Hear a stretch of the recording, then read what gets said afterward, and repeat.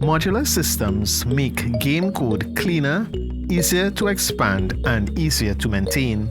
But they also tend to add a lot more nodes to your scene tree. And in an engine like Godot, where everything is already a node, that raises a really scary question. How many nodes is too many? In a previous video I made about modular health systems, Mr. Pact left a comment. Feels good, but what about performance? And honestly, that question stuck with me. Because modularity is great for flexibility, but does every extra node push our game one step closer to 15 FPS? Some developers like @Wumpy5267 say node count barely matters, and I'd normally agree. Instead of guessing, I think we should actually test it. Today we're putting this performance anxiety to rest. We're actually going to stress test Godot by comparing a modular component against a monolithic script and find out exactly where this breaking point is when it comes to performance.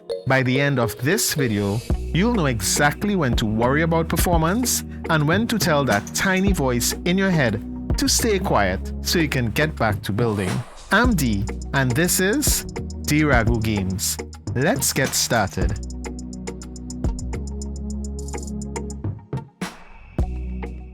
In the pink corner, we have Test A, the monolithic setup. In this case, every single slime is driven by one main script, attached to the root node.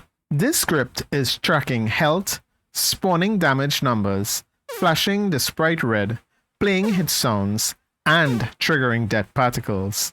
And it's all crammed into one single file. This is the classic single script approach that a lot of beginners use. Now, this is important to note. Every enemy equals exactly one node to handle the code. In the blue corner, we have Test B, the modular setup. This is the exact same slime doing the exact same things, but built with a modular components architecture. Instead of just one giant script, the logic is split into separate, reusable nodes. It has various components to handle the individual tasks, like the health component, a hurtbox component, a sound component, and a particle component. They all talk to each other cleanly using signals. But here's the important catch. Because of this, every single enemy now has 6 individual extra nodes handling this logic, instead of just one.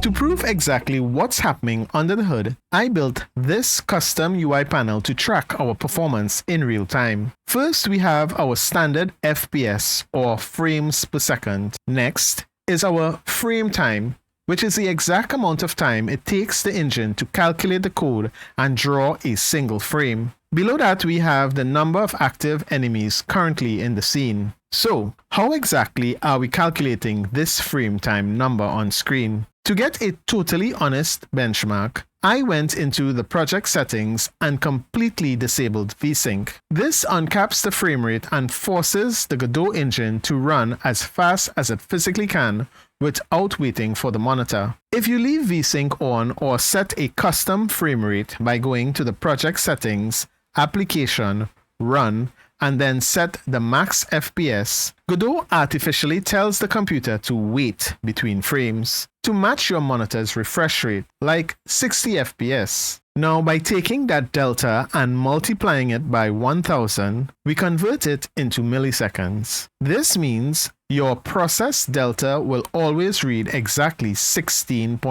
milliseconds, mostly because the engine is sitting idle waiting for the monitor. Now, because the frame rate is uncapped, we can use the delta variable inside Godot's process function as a microscopic stopwatch of sorts. Delta simply tells us how many fractions of a second it took the computer's CPU and GPU to calculate the previous frame. Now, if modular components were truly as heavy as people claim, this millisecond number would violently spike the moment we spawned in a huge number of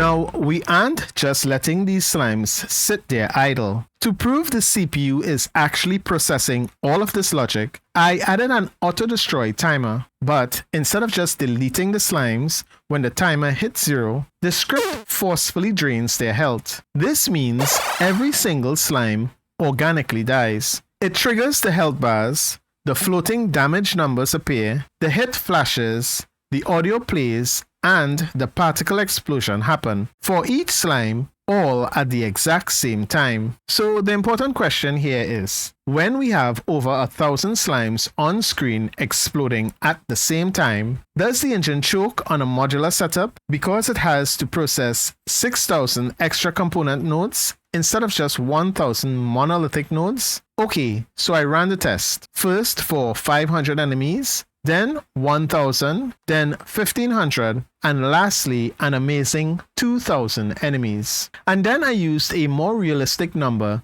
to try to emulate an actual gameplay scenario. Now let's take a look at the numbers.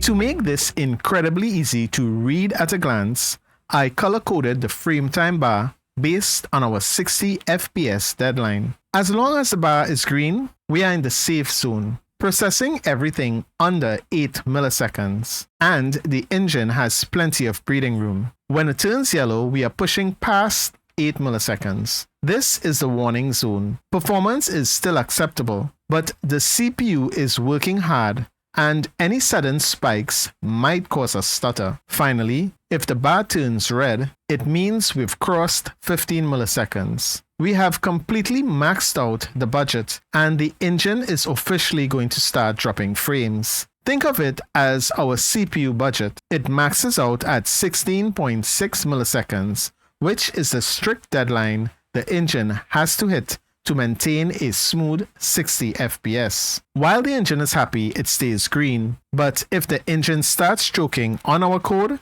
the bar will fill up and turn red, letting us know exactly when our performance actually breaks. Let's see what happens.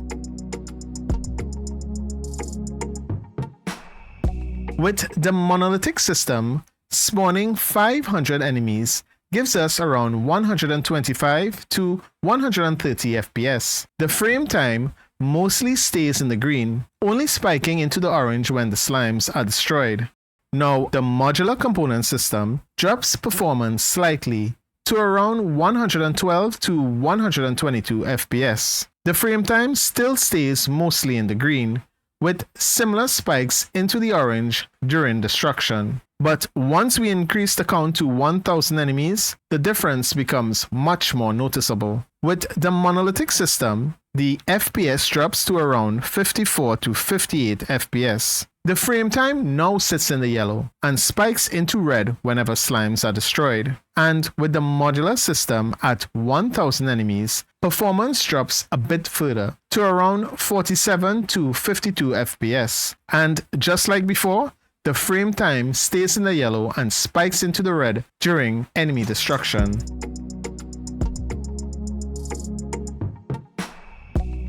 With the monolithic system, increasing the count to 1,500 enemies causes the FPS to drop between 19 to 35 FPS. The frame time now sits in the red and spikes even higher when slimes are destroyed, resulting in a large number of dropped frames. The modular component system shows a very similar result at 1,500 enemies, with performance ranging between 17 and 28 FPS. Once again, the frame time sits in the red and spikes even further during destruction, also causing heavy frame drops. And when we push the monolithic system to 2,000 enemies, performance drops dramatically to between 9 and 17 FPS. At this point, the game becomes completely unplayable, at least in my opinion. The modular component system at 2,000 enemies performs similarly, dropping to between 8 to 12 FPS. And just like before, the game is now essentially unplayable.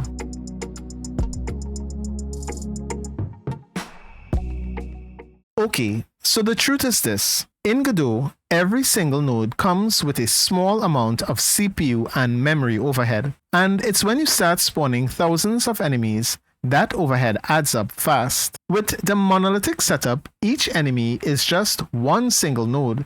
So spawning 1,000 enemies means we only have 1,000 nodes in the scene tree. But with the modular setup, each enemy is made up of a root node plus multiple component nodes. So 1,000 enemies can easily turn into 6,000 nodes or even more. And it's not just the node count. The way the system communicates also affects performance. In the monolithic script, taking damage is simple. The enemy just subtracts from a local variable directly inside the same script. But in a modular system, the process is a little more expensive. The game has to traverse the node tree, then call functions across different scripts and emit signals between components. Now, individually, those costs are tiny. But when thousands of enemies are doing it all at the same time, that extra overhead becomes really noticeable. And that's why the monolithic system ends up performing better